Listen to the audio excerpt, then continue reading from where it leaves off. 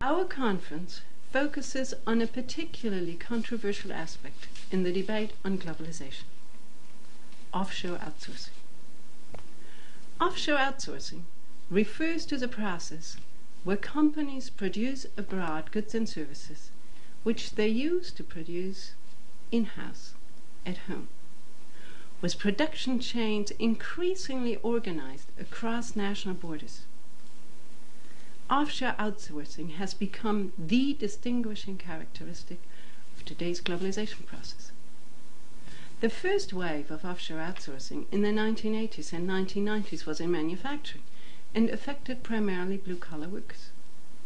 The second, the current wave, is in services and is threatening a lot of white-collar IT-related jobs.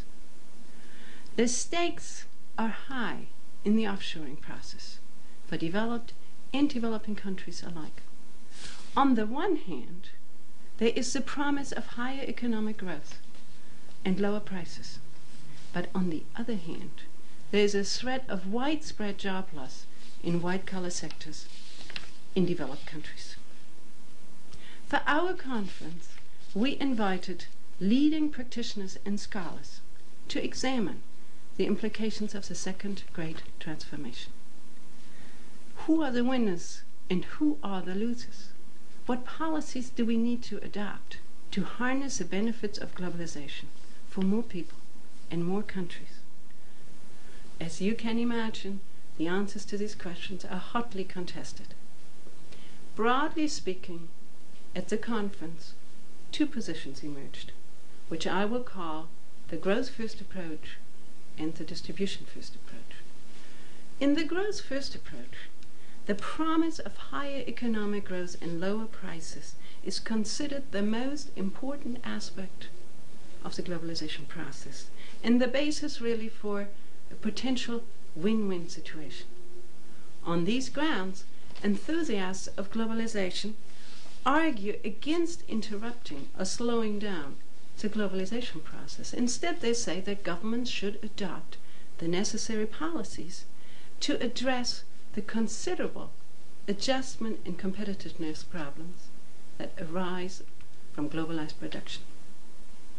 In the distribution-first approach, the highly uneven distribution of benefits from the offshoring process is seen as the central implication of the offshoring process. Offshoring undermines social contract in developed countries, and it threatens to exclude many developing countries which do not have the requisite preconditions to benefit from offshoring. The skeptics of globalization thus remind us that markets, after all, operate in the context of man-made rules, and they argue that those rules can and need to be changed in order to harness the benefits of globalization for more people and countries.